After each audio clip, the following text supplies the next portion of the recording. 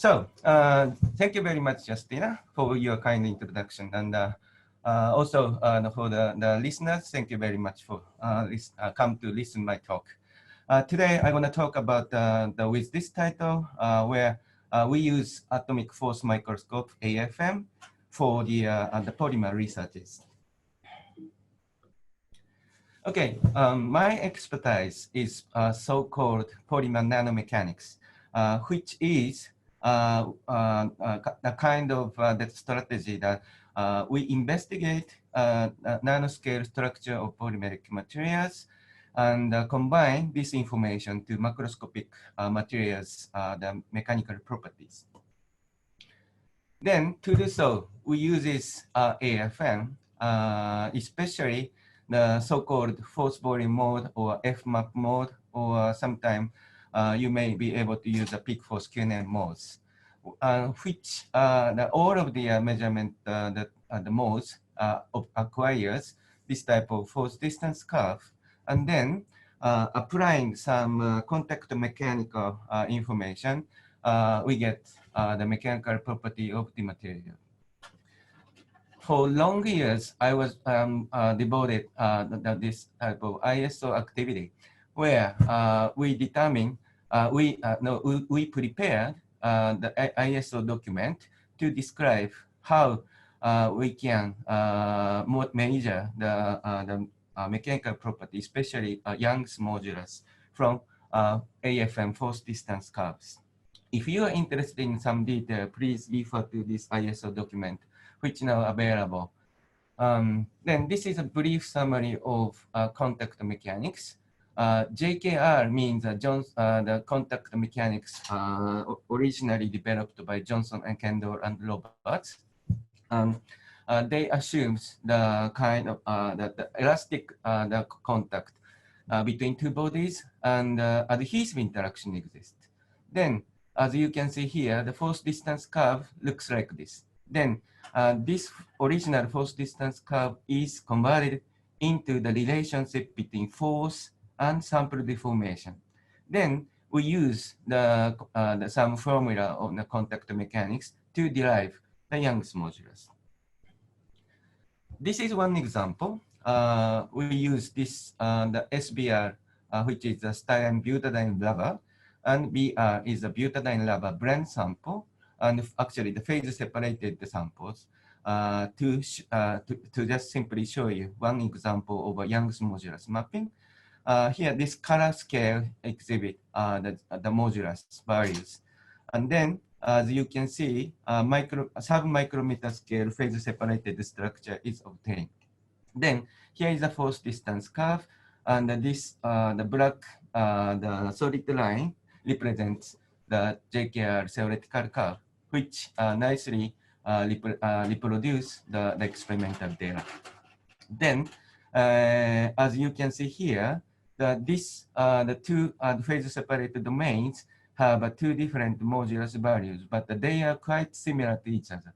But in this such situation, you can distinguish two different phases.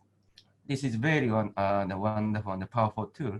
And what I want to finally mention is that this mode is force volume mode. So force distance curve acquisition is very slow. It's about 0.2 seconds is necessary for taking one force distance curve. And more importantly, this the force distance curve measurement is a kind of static measurement and you cannot get any information about viscoelasticity. So what is viscoelasticity? Yes, this is a kind of the term combining two different terms, viscosity and elasticity. Actually, polymeric material exhibit both viscous nature and elastic nature. Then please have a look at the right-hand side ball. This is a bouncing ball. This is purely elastic sample, and whose glass transition temperature is well below the room temperature. Actually, this is for -100 degrees C.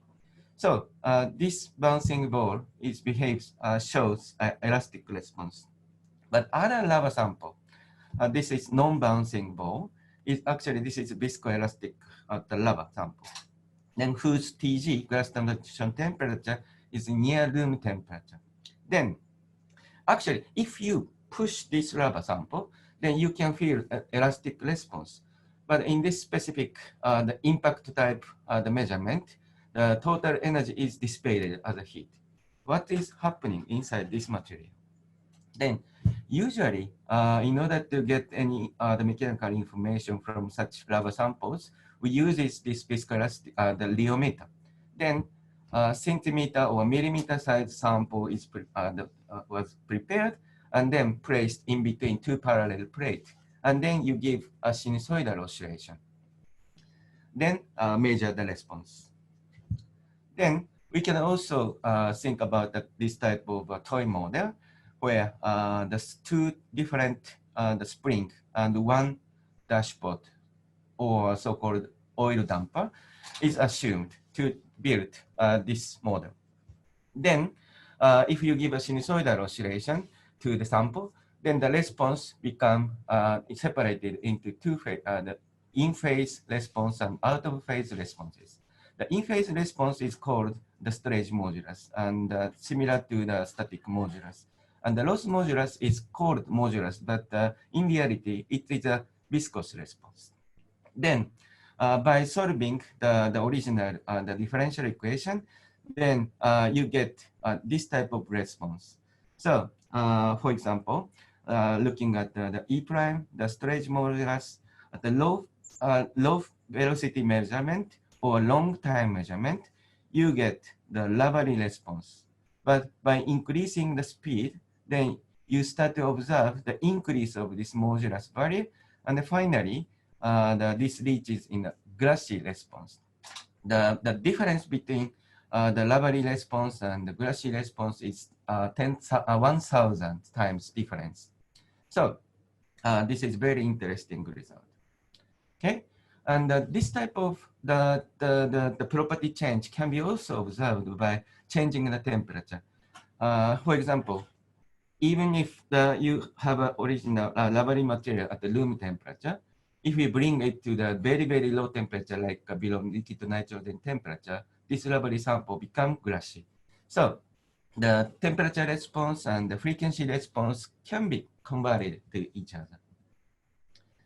Actually, this is the macroscopic data obtained for the two different balls. And the point is that the AFM measurement, conventional AFM measurement is limited in this the frequency range. Then what happened? So the left-hand side image is the elastic responses. Then once again, the JKR response is, JKR theoretical curve nicely reproduce the experimental data. But the right-hand side data, where the viscoelastic level was pushed by AFF Prof, then the experimental curve cannot be explained by this simple the JKR theory, because this is just simply because the JKR theory just treat the elastic response and cannot think regard anything about the viscoelasticity. Okay, I will skip this portion. And then now we knew the materials sometimes show the frequency or speed dependent properties. So I will explain this using these slides once again. So as I mentioned, this image was taken by force volume mode, very slow mode. Then if you move on to the peak force QNM modes, where you can take a force distance curve very quickly, about 1,000 times quicker. Then this is actually the same portion, but taking a different mode. Then what you observe is this peak, Lavary peak, the elastic peak is almost same as before. But viscoelastic peak is getting different values. This is just simply because the peak force QNM is a quick the stimulus, and the response should become different from original one. In order to go further discussion, I needed to I needed to explain one more things about the polymer physics, which is so-called time temperature superposition principle. As I mentioned, time and temperature can be converted to each other. Then, based on this principle, in the macroscopic measurement, like a DMA, we measure in this way. I mean, that the frequency is about the range is about 2 decades or 3 decades, but this the 2 decades is not enough. So you change the temperature, then you observe some different responses. Then I cannot go into the detail, but based on this equation, then you can shift all of the data and then obtain one single master curve. This is a conventional way. But in our AFM, a new AFM measurement mode, which I call Nanorheological AFM, we can come over such the difficulties. So now you can see this cartoon movie showing this modes of operation. So after push, then you start to give a sinusoidal oscillation. The amplitude is like 1 nanometer or at most 5 nanometers. Then this is the portion. And then afterwards, you pull the probe and go to the second position. And then during this pulling process, you get the conventional force distance curve to obtain the static information. Then combining the dynamic effect and the static effect, then finally you get the E prime and the storage modulus or loss modulus or loss tangent. So this is the first example of this measurement, where I also use the lava blend samples. Then one is the SBR, the other one is the isoprene lava. These two materials are totally immiscible. So this region is purely IR, and this matrix region is purely SPR. Then I compared the AFM response and macroscopic master curve. This is for the stretch modulus, and this is for the loss tangent. Then we got a very nice coincidence to each other. So this technique is really, really quantitative, comparable to macroscopic measurement. Okay, and then one more thing is here I plotted the frequency range of, just a moment, sorry. This measurement is performed at a single temperature, at the room temperature, but the frequency range is very wide. So without making, assuming any of the theoretical background, you can measure the wide frequency range responses. This is another advantage of this measurement. Okay, coming back here, then this frequencies is the frequencies correspond to so-called tapping mode. Then some of you may know the tapping mode is combined with phase contrast imaging, and this phase contrast imaging can be converted in some kind of information about the loss tangent. This is one example of that, the same location, but obtained the phase contrast data is a little bit strange. This loss tangent value is too high. What is happening? Actually, coming back here, then this frequency position is, please have a look. Here is the lava response region, and the glass lava transition region is here, and here is glassy region.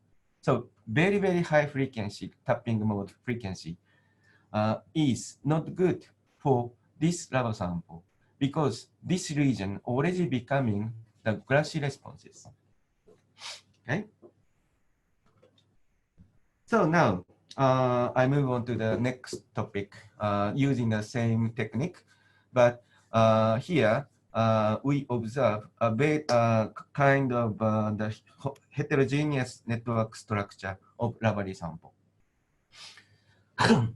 So you can see two images. One is the storage modulus, and the right-hand side image is loss tangent.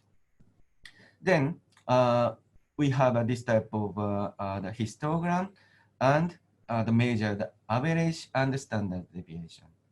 And measured, repeated this type of measurement with the different frequencies and the different temperatures. Then we get this type of the results.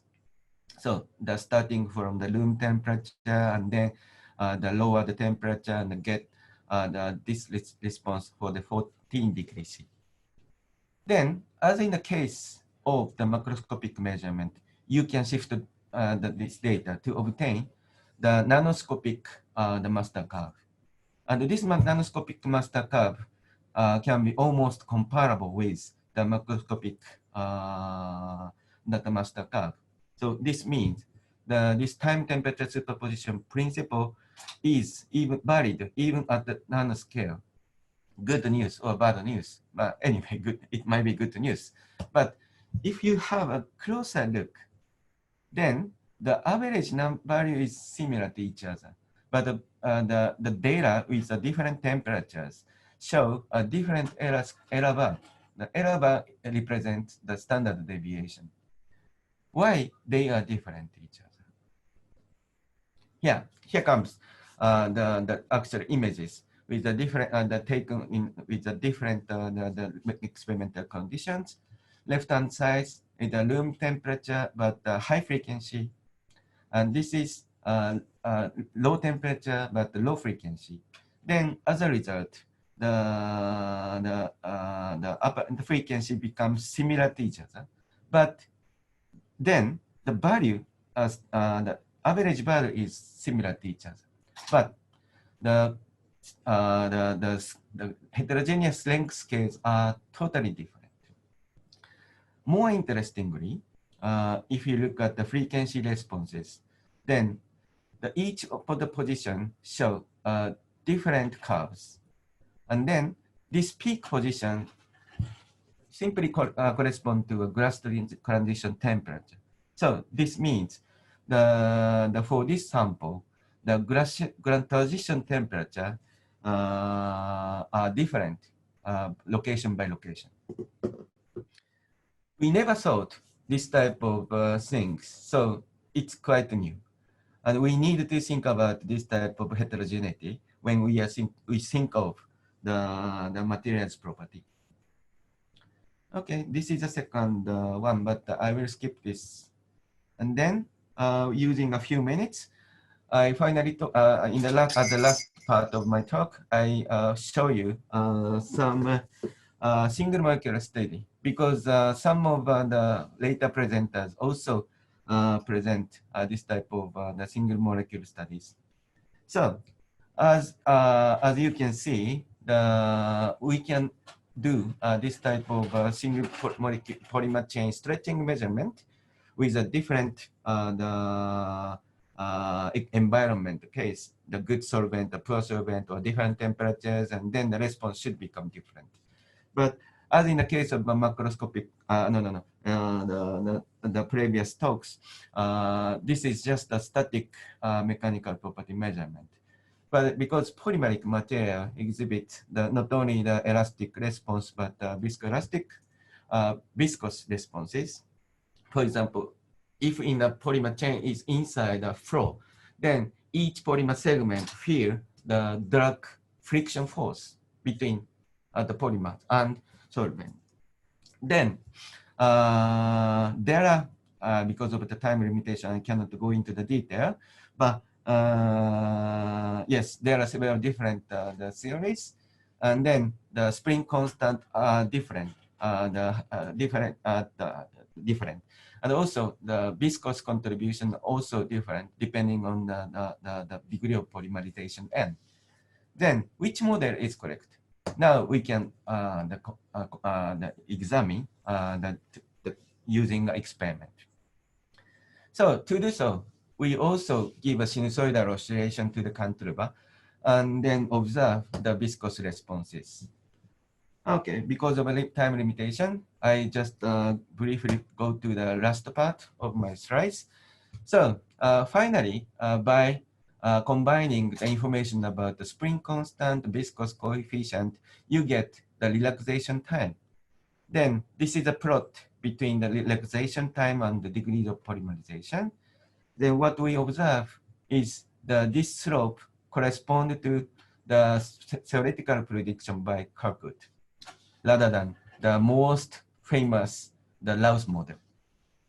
The further interesting the observation was also made that we usually uses the solvent, the viscosity in the theories. But what we measured was much bigger the viscous contributions. What does it mean? If you are interested in, please visit this paper, which was published last year.